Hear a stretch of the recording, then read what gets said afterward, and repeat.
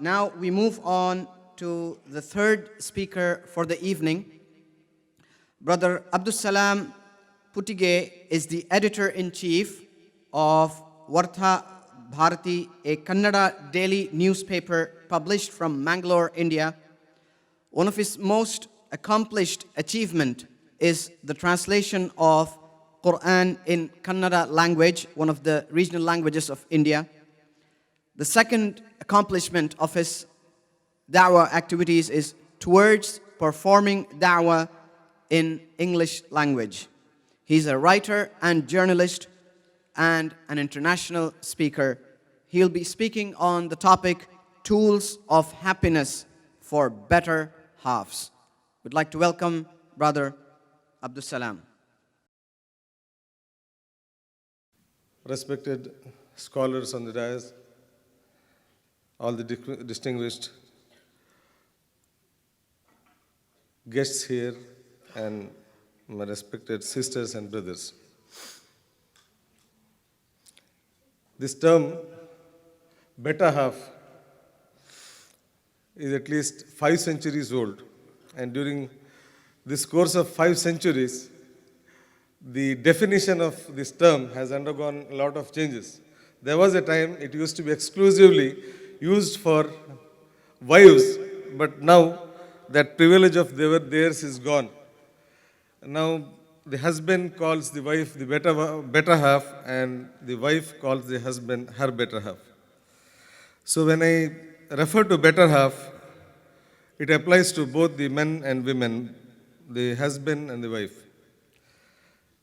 It is taken as both a mark of respect, this term, and also as a term of flattery. Sometimes it is used to express your regard for the other person, and sometimes it is used to conceal your contempt for the other person. So when you say better half, what about the other half? How do you define it? How do you call the other half? So you have various options. One is, the other is bitter half. The other is worse half. But the best choice is, call the other one the best half. Anyway, it's flexible. The choice is yours. You can find solace in any of these terms. As our brother said, marriage is the fundamental institution of the society. First it is individual, then it is family, then comes the society.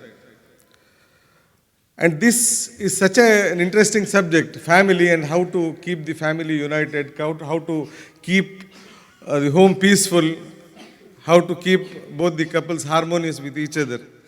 Such an interesting subject it is that there are thousands of books available in the market on this topic. There are more teachers on this topic than the learners.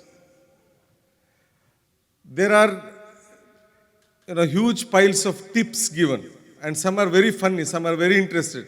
I often come across these tips, especially in the internet. 7 tips for a happy married life, then 11 tips, then 19 tips, then 50 tips, 100 tips. So some of them include, it's like formula, like a package. 1 kiss a day, 2 hugs a week, cuddling and caressing so many times a week. These kind of tips are given. But you study the people who are giving these tips. They might not be the most successful married ones. They might not be having the most successful married life. So you need not take these tips seriously. Rather, you can learn more from the experience of others, experience of those who are around you. It's better to learn from others' experience than from your own. Experience is a very good teacher. But it is such a teacher that the fees of this teacher is quite high. You have to pay a very high fees if you insist that I will learn only from my experience. So it's always safer. You know, fire burns. You better learn it from the other's experience. See somebody else, something else being burnt, and learn your lesson that fire burns. Don't insist that I'll put my finger into the fire and I will learn my lesson myself. In marriage, if you do it, it will be a very costly affair, and by the time you learn the lesson, it will be too late. So better you take your guidance from your guide, your supreme guide, your Lord, your Creator, and then learn from the other's experience. You know, our most ideal state, the most successful so-called state on earth, United States, they have a census bureau. Recently, they released an information regarding the divorce rate in United States of America. They say it's almost 50% or sometimes more in certain states, certain regions of United States. And here again, we see the role of experience. People say, you know, most of the people who marry for the first time, it is their first time, so they fail. But statistics show something else. In United States, among the people who are divorced, 41% are those who were married for the first time. And 60% were those who married for the second time. And 73% were those who married for the third time. So the more you are experienced, more are the chances of disaster. So this is the lesson from our most ideal state. And you know, that is why some people call it the United States of divided families. And we, being the followers, if suppose we take that state as our ideal, this is going to be our fate too. You know, marriage being a very old institution, you don't need the modern authors, modern experts of psychology to tell you how to make it successful. It has been the oldest institution of humankind. So the most ancient values will come to your help to make your marriage successful. You don't need to go to new, modern, ultra-modern tips. You just look at the ancient, universal values. These are the values which are going to help you to make your marriage successful. Now, we talk about tools that help you make the marriage successful, tools and instruments. All these tools, all these instruments have a very limited role. They do have a role, but their role is limited. First thing you should ensure in marriage is it should be found on the right foundation. It should be built on the right foundation. And Islam suggests us to make taqwa as the foundation of the marriage. That is what is told during the khutbah and nikah. During nikah, there is a person who delivers a sermon, and there he insists on taqwa. And taqwa should be the foundation of marriage. Taqwa should be the motivation for the marriage.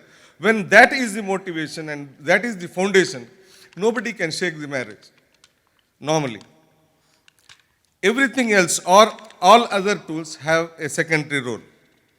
In fact, if the foundation is strong, even in the absence of any tool, the marriage will go smooth. And in the absence of this foundation, with any tool, you can make your marriage successful. So, in the short time given to me, I'll try to present before you a few tips from my side. First tip, be realistic. You just look at the young men and women who go to get married. They have so many fantastic dreams and ideas about marriage. You should help them to come out of those fantasies. Marriage is not what they see in the movies. Marriage is not what you read in fairy tales. Marriage is entirely different. Real life is entirely different from the stories and these imaginary worlds. So first thing first, be very realistic. Free yourself from all the fantasies. Distinguish real life from fairy tales. Limit your expectations. People who get married with lot of expectations, the degree of their disappointment will be matching their expectations. The more you expect, the more you will be disappointed. So be realistic. You should know what to expect and be prepared for the worst. Hope for the best, be prepared for the worst. And that will help you to face the unexpected, to face the difficulties. Don't get married with a ready mold of yours. No, this is what happens. Everybody has a mold of his own. My spouse should be like this, my wife should be like this, my husband should be like this.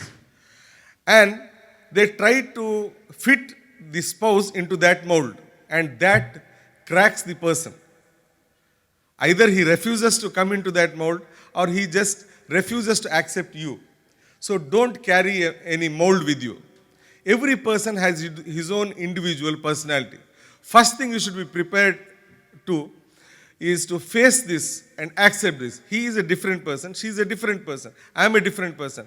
We have certain common interests, we have certain things in common, and for that we have to live together, we have to love each other. Somebody is showing signs to me that 5 minutes is left, and I have a lot of things to say. Inshallah, on some other occasions I will do that. So limit your expectations, accept your spouse as he or she is, and beware of the limitations of your judgment. Your judgment is not the ultimate judgment. Beware of the limitations of your choice, the limitations of your preferences. In a different context, Quran said, "Asa an takrahu shay'an wa huwa khairul lakum. Asa an tuhibbu shay'an wa huwa sharrul lakum." Maybe you like something, it is not good for you, and you hate something, it is good for you. So beware of the limitations of your choice. Wallahu a'lamu ya'lamu wa antum la ta'lamun. Allah knows and you do not know what is good for you and what is bad for you. And at the same time, it doesn't mean that you should be pessimistic. Be very much optimistic. Hope for the best. Never get disheartened. Allah subhanahu wa ta'ala repeatedly says in Quran, in so many places, that when you come across a hurdle in life, don't take it as the end of life. Beyond that hurdle, you have something good for you. فَإِنَّ مَعَ الْعُسْرِ يُسْرًا إِنَّ مَعَ الْعُسْرِ يُسْرًا. You look at Surah Talaq, there again you have this promise given by Allah that whenever you find some difficulty, later on you will find some ease after that. وَمَنْ يَتَّقِ اللَّهَ يَجْعَلْ لَهُ مَخْرَجًا وَيَرْزُقْهُ مِنْ وَمَنْ يَتَّقِ اللَّهَ يَجْعَلْ لَهُ مَخْرَجًا وَيَرْزُقْهُ مِنْ حَيْثُ لَا يَحْتَسِبُ. In one place and another place, وَمَنْ يَتَّقِ اللَّهَ يَجْعَلْ لَهُ مَخْرَجًا وَيَجْعَلْ لَهُ مِنْ أَمْرِهِ يُسْرًا. Whenever you find one door closed, you look around and you will find 10 other doors open for you. Never give up hope. I'm not going to recite the ayats here. In brief, losing hope is a trait of shaitan, and we should always be aware of that. Innahu kana yawusa, Quran says. He lost hope. That was the fundamental mistake shaitan made. That was the seed of where he went wrong. So never lose hope. In marriage, we take wrong decisions because we lose hope. And if we are optimistic, it won't allow us to take wrong and drastic decisions. And I know cases, personally, just like our brother Nisar Nadia Dawala said, there are cases when both of them had decided 100% there is no chance of reconciliation at all. And somehow they were persuaded to sit together, and they are now living a perfectly normal life. Just one sitting of maybe 30 minutes or 1 hour between couples who had decided ultimately that there is no question of reconciliation at all. So these possibilities are always there. So whenever you see one door closed, look around and you will find so many doors open. A Urdu poet said, किसी से माफ़ी मांग ली, किसी को माफ़ कर दिया, कुछ इस तरह हमने जीना आसान बना लिया. I apologize to some people and I forgive some people. This is how I made my life easy for myself. So you have to do both things in married life. You have to forgive and you have to seek forgiveness. Whenever you think that you made a mistake, be frank enough, honest enough to say sorry. You know, there are some English words which are very difficult to pronounce. One of them is this word, sorry. Sorry is a very difficult word, especially when you are wrong. So cultivate this habit of using this word. When a person does something good, when your partner does something good, be generous enough to acknowledge it, appreciate it. And whenever things go wrong, be the first to apologize. You seek apology first. And when you think that the mistake is not yours, then again, forgive the other person. And there are so many mistakes which you need not take cognition at all. First for who? Just overlook the mistakes. And this helps you to keep things going on smoothly for a long time. And then there are so many advices given in Surah Hujurat that is given in a context of the society, but just look at them and see whether they are applicable to your married and personal life. There are 7 don'ts in 3 ayats of Surah Hujurat. One is, don't make fun of each other, don't defame anybody, don't call anybody by nicknames, don't suspect or be prejudiced, don't indulge in spying, don't do backbiting. 7 don'ts. And 4 of these are directly related with that weapon of mass destruction, WMD, which is hidden in our mouth, that is tongue. So beware of these don'ts given in Quran. And Allah subhanahu wa ta'ala says, وَلَا تَنْسَوُ الْفَضْلَ بَيْنَكُمْ. Remember this, write this in your walls, make a sticker out of this, keep it in your purse. That is, don't forget generosity between you. Be generous to each other. Not only that, you are supposed to do justice to each other, but you are supposed to do more than that. Inna Allah yamurukum bil adli wal ihsan. Do justice and do ihsan. That is more than justice. When it comes to taking, take less than what is due to you, and when it is a matter of giving, give more than what is due to the other partner. Thank you very much. Jazakumullah.